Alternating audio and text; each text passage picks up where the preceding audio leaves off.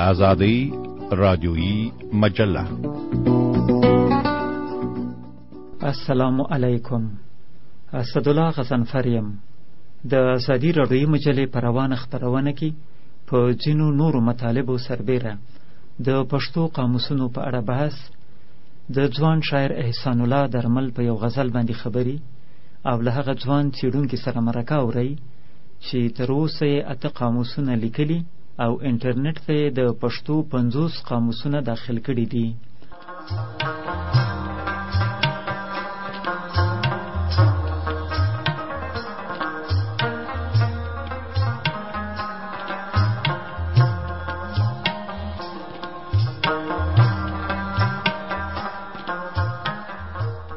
افغانستان که څه هم د نړۍ یو ډیر بېوزلی هیواد دی، اکثره خلک یې نالوستي دي او په اکثرو سیمو کې برېښنا نشته، خو بیا هم د تیرې میاشتې له راپور سره سم په دغه هیواد کې 1 میلیون کسان له انټرنیټه استفاده کولی شي.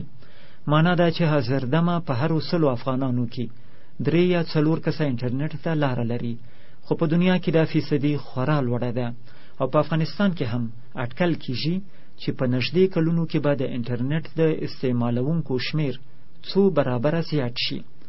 د انټرنیټ د همدې اهمیت په خاطر په جرمني کې یو ځوان افغان محقق احمد ولی اڅکزي له تیرو 2 کلونو راځي انټرنیټ ته د پښتو قاموسونو د خېژولو کار پیل کړی او په دې سلسله کې ډیر پرمختګ کړی دی.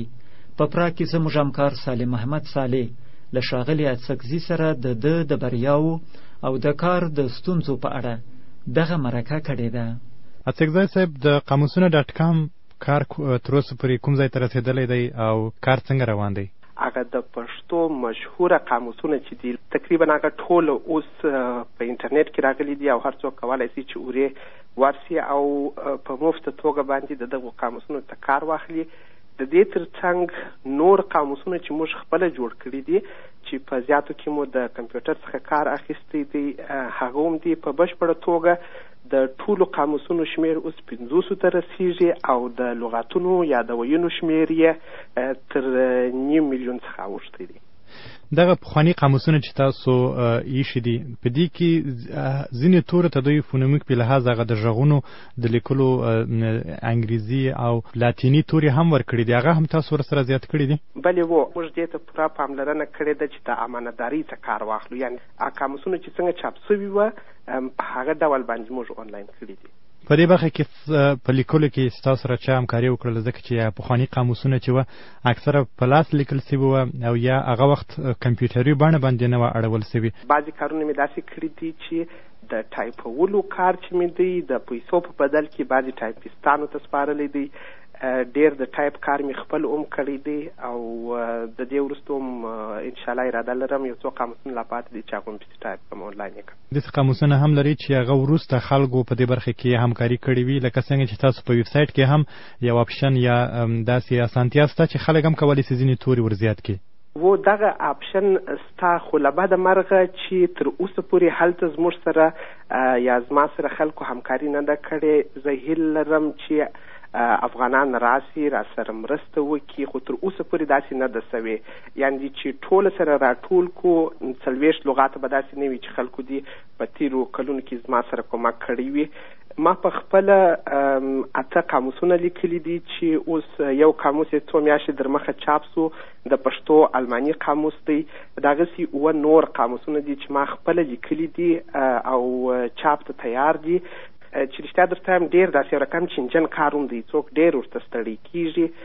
په دا تیرو 8 کالو به انشاءالله ما سم اختر لا نه دی کړی، د اختر په ورځ هم زه ورته ناست یم دغه کار ته.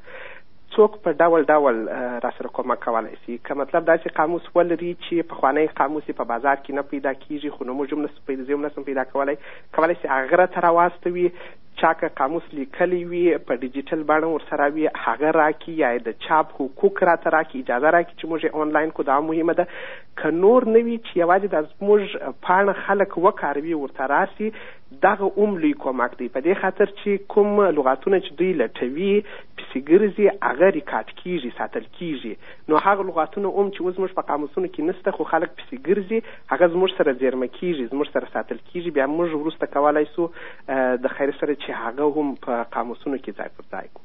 او د نوم د کار هغه زیار چې دی هغه خو به هم یادونه کیږي. بلې و هر څوک چې موږ ته دغسې یو لغات راواستوي د هغه سره د هغه نوم او ایمیل هم لیکلی، بیا موږ ایمیل نه خو دا نوم یې هم ورسره خپروو چې معلوم یې وروسته چې چا څومره لغاتونه رااستولي دي. څوک چې وړاندیز راته کوي د لغاتونو چې رااستوي هغه موږ سمدلاسه نه آنلاین کوو. زه ګورم بیا بعضې نورو مشرانو څخه هیله کوم چې هغه یې وګوري چې مطلب ستونزې پکې کې نه وي، بیا موږ آنلاین کوو. په چیرې غلطي وي په دغه قاموسونو کې هغه تاسو ته په ګوته کوي؟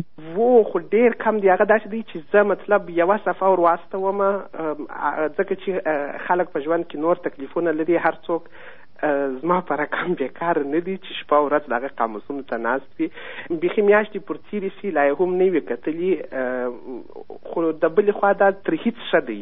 یو وخت د خیر افغانستان سم حکومت راسي او مطلب موږ ورسمي اکاډمۍ ولرو، بیا هغه کولی شي چې دغه زما د کار پر اساس باندې، زما د کار پر بنسټ باندې نور کار وکړي او په دغه کې سمون وکړي.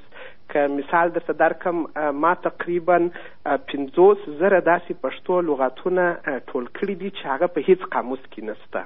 نو هغه باید درجه بندي سي، هغه ګرامري ځانګړنې یا ځانګړتیاوې چې دي هغه باید ولیکل سي او فونیمیک یې ولیکل سي. لکه تاسو چې اشاره ورته وکړله، په دغه کار باندې هم زه اخته یم، د خیر سره کرار روان دی، خو په یوازې سر باندې بیخي ډېر مشکله دی. په نورو هیوادونو کې خو دا د علومو د اکاډمیو کارونه دي چې هغوی باید وکړي چې هم دولت او هم غیر دولتي ادارې مالي او نورې مرستې ورسره کوي. خو په افغانستان کې دغه امکانات که شته هم په دې برخه کې دغه امکانات نه دي مصرف شوي. د ډاونلوډ اسانتیا ستاسو په سایټ کې شته؟ یعنې څوک غواړي چې دغه ډکشنري په خپل کمپیوټر کې ولري؟ ځینې کسان خو انټرنیټ نه لري. بلې زموږ ډکشنري شته چې څوک کولی سي انګلیسي پښتو چې ډاونلوډ کړي، پښتو فرانسوي.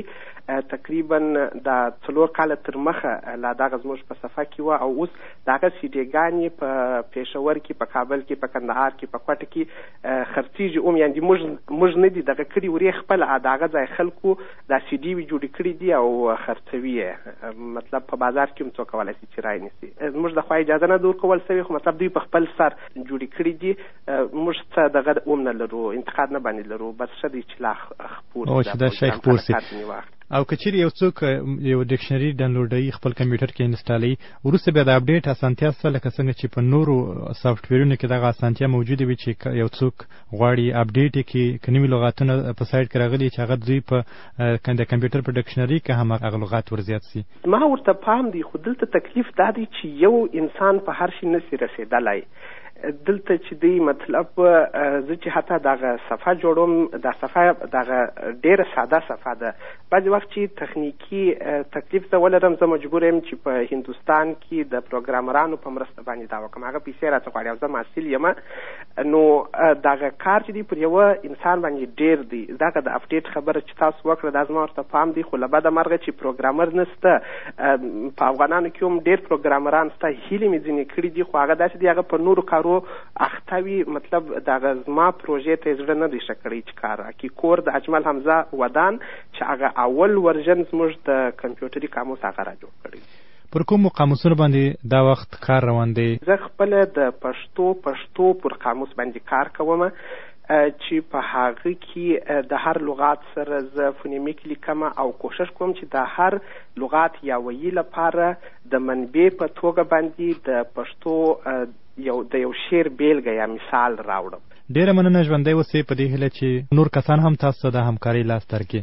ډېره مننه او ستاسو د ټولو اورېدونکو څخه چې د انټرنیټ اسانتیا لري هیله ورڅخه کوم چې که نور نه وي د قاموسونه ټکی کام پاڼې ته راسي او هلته په لغتونو پسې وګرځي. دا خپله یو لوی کومک دی زموږ د کار.